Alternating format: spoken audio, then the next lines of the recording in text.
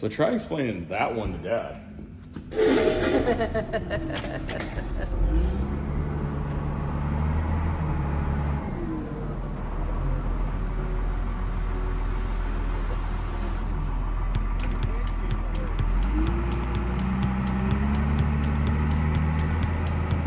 you fire them or do you keep them around? All right, well, back in the shop, Saturday night. It has been a long week, and if you can tell by the footage, it's been an interesting week. Yeah. How come everyone thinks they're so awesome until they're not? You know? Overconfident? It's a humbling experience everyone has to go through, don't they?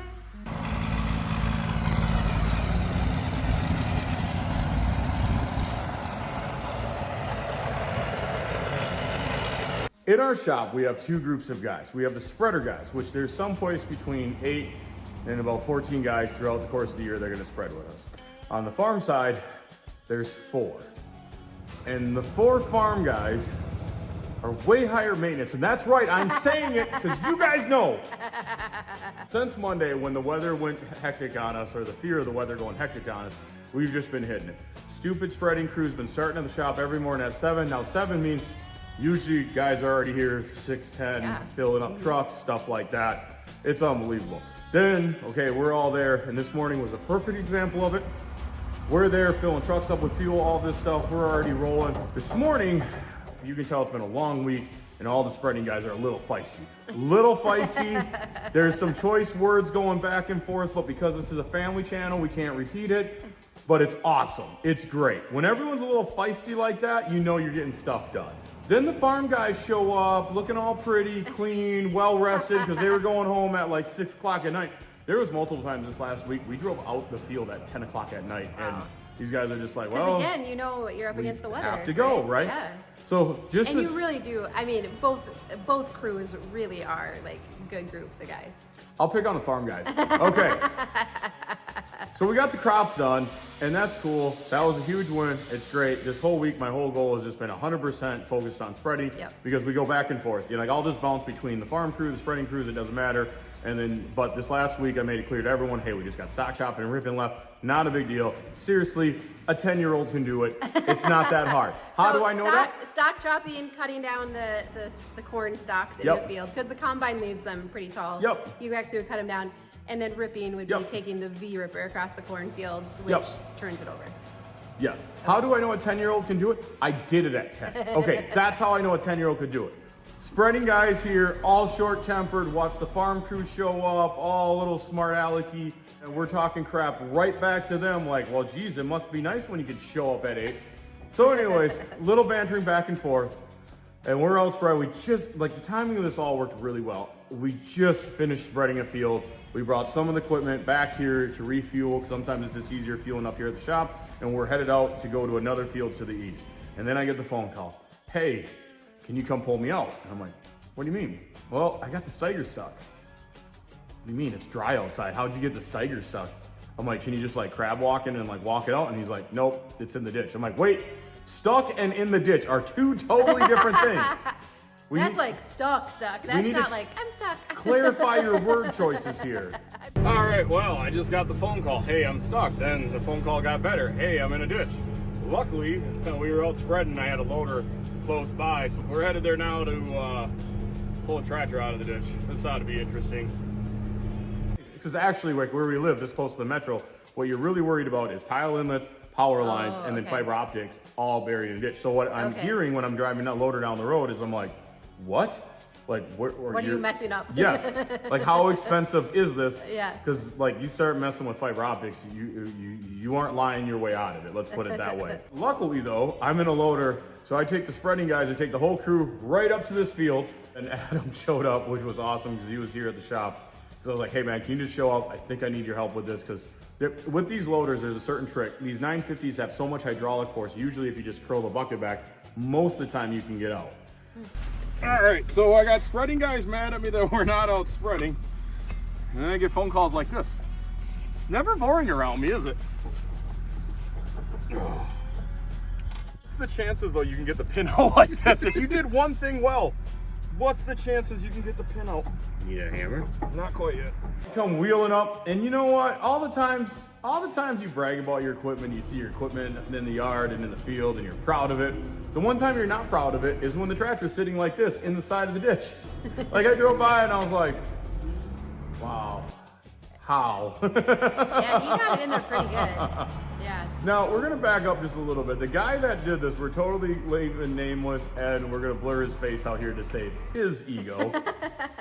Because we've all done dumb stuff. It happens to everyone. I mean, I've never gotten a tractor stuck, but. This is his second day ripping, okay? Okay. So we gotta give a little bit of leeway. So anyways, I come walking up and I'm like, I think he's waiting for me to like just yell and Lay into him, scream. yeah. You could get the hitch pin out of my hand. I mean, that's very rare that happens. Yeah. So then when we did that, at least we could separate the ripper from the tractor. Yeah. So the goal was step one, let's get the tractor out. And we'll see if we can't make this number. All right, Adam, so back up, roll your bucket down, and then we'll snug her all up. And then when I pop the clutch, just throw her up. The V-Ripper is a very heavy piece of equipment. Yeah, but it also, when it's full of that much iron, you're not really worried about totally twisting anything, like too much up. Like it's pretty tough. Just don't be an idiot, you should be fine. I mean, I say that, but then our tractor's sitting in the ditch, Yeah. you know, like. We started hooking up the chains and the rope, and I'm telling Adam, like, okay, here's what I want you to do. I want you to back up, put tension on the rope, and then just start curling your bucket back. We should have this. Now, luckily over the years, we're like professionals at getting stuff stuck. I mean, name it. The whole back end of the farm is a 40-acre slough bottom, so Yeah. name it. Combines, four-wheel drive tractors, sprayers. We've pulled them out. We've got them stuck. We've You've been there wrote before. many chapters of that story. Okay. I've never had one in the ditch like this. Like this one was a little special.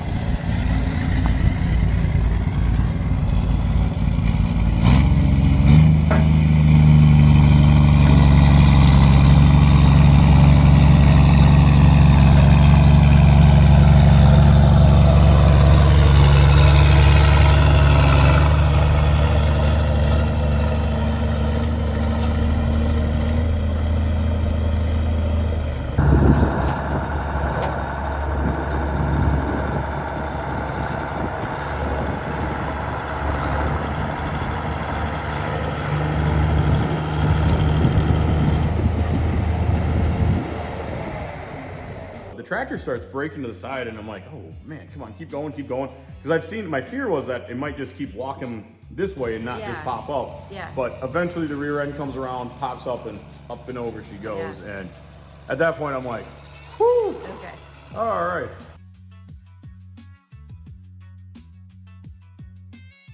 So then the next challenge is we got to hook the ripper back up, which that wasn't the end of the world, but a little bit of monkeying around with the loader. Now it's gonna take the jack off. Don't quit now. God doesn't like a quitter. Eventually we were able to get everything hooked back up. The neat thing when we were walking around the trailer, the neat thing with these old Steigers is there's so much metal underneath them. Wasn't really too worried about doing a whole lot of damage. But again, you're on a gravel road and all the neighbors knew. I was getting, my phone was blowing up all day.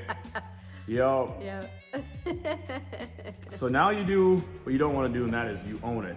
And you talk crap right back to those neighbors and be like, heck yeah, look at that old green Steiger. Goes right through a ditch, no problems. The funny thing is this is the tractor a few years ago I put a transmission and clutch in, and the whole time I'm like, please let this clutch hold. Please let this clutch hold. Yeah, you put it to the test, huh? And it held Oh, up. man, yeah. Not how you wanted to start your day. But No, but on the about same how note. long total did it take to get it out, get the ripper hooked back up and everything? Oh, I think less than 40 minutes I drove in So the that's field and not out. so bad. 'Cause No, you guys no. do know the best It was tactics now. It was absolute perfect timing. Like Okay. literally I was coming in the yard here, the field's just down the road a little bit. And so, I mean, it really was like perfect timing. The best though was seeing a young farmer's attitude change just a little bit. Like, hey, slow down a little bit. I always tell the people, like, always be cautious around here because the consequences are real, right? Yeah. Whether you back into something, everything takes money to fix, or, you know, this wasn't too bad, but the consequences with this much equipment rolling around and that kind of stuff is Yeah, real. yeah. Be smart, be safe, drive with a brain, you know. And did he say like what happened? Was he looking back or something else? Do you know?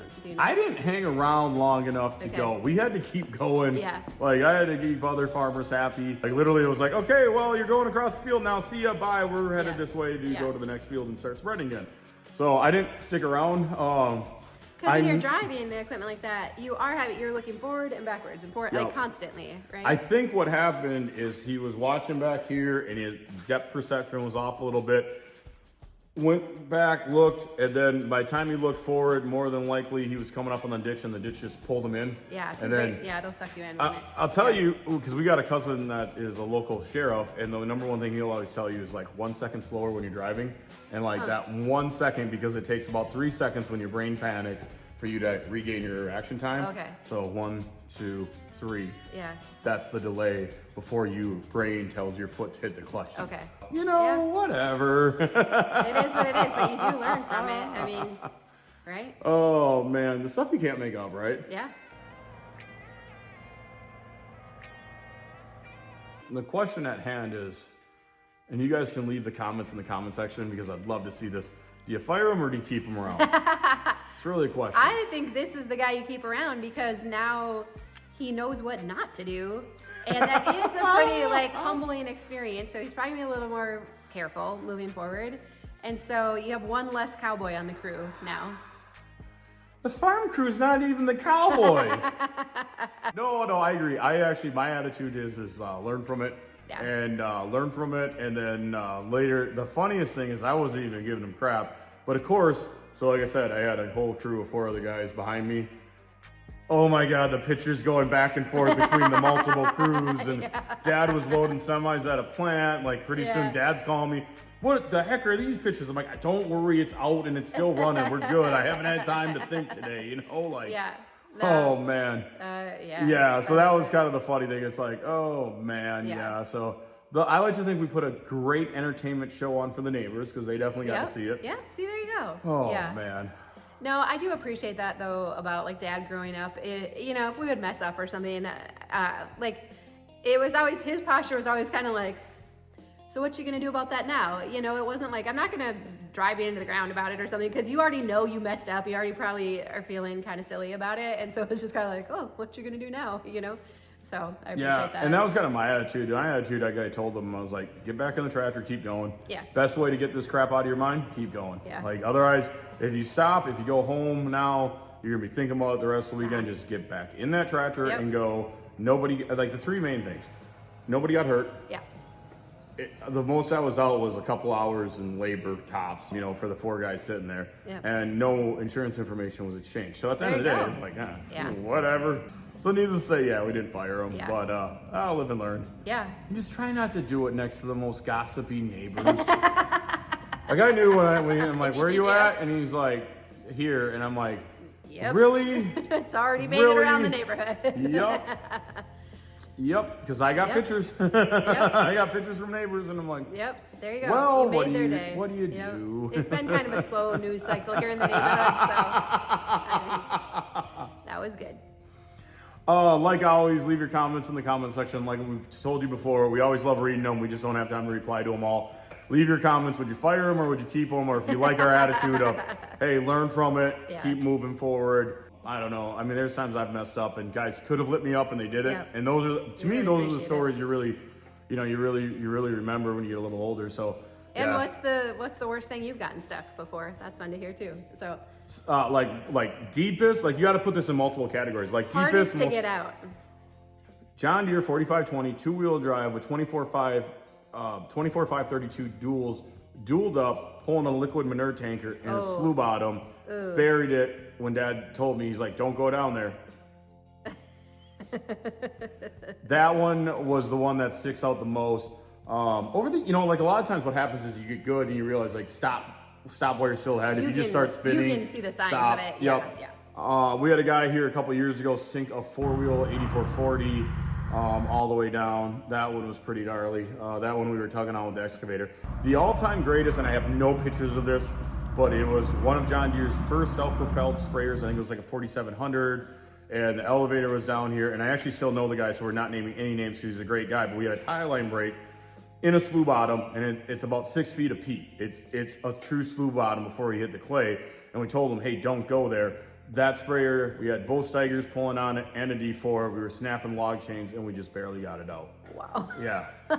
You could walk, for those of you that know the type of sprayers we're saying, you could step from the ground to the platform of the sprayer with 18 446 tires on it, and you just, poop, poop. Yeah. I mean, it was down there that bad. Wow. So yeah, and then the funny thing is we had more tile lines to fix afterwards. Yeah. She was down there, but that was the one that I remember. We had these 1/2-inch log chains that we were snapping. Yeah. And because I still got a few of them around here. But that one was the gnarliest. Like I said, that was probably 2003, 2002, and yeah, way before phones and cameras and that kind of stuff. So easy to record. Yeah. It. Yeah. I know. Now we can archive it all. Yeah. We had, growing up as a kid, Grandpa had tankers. We had a tanker slip off the road once, and then we had 1800 and 1505 Massey Ferguson 4-wheeler pulling it sideways to get it back up on the road. That one was pretty gnarly because it was loaded. Yeah, so, the loaded tankers. That's scary. Yeah. Yeah. So over the years, we've had a number of them. The worst were definitely before smartphones. Yeah. Yeah. But like I said, leave comments. Again, if you like this content, hit the like button, hit the subscribe button, hit the thumbs up button, because actually what it does is it keeps the video going out through the algorithm. So it actually helps the channel grow. So we appreciate that. Yeah. And we hope you don't get stuck. Hope you don't get stuck, and hope you guys have a good week.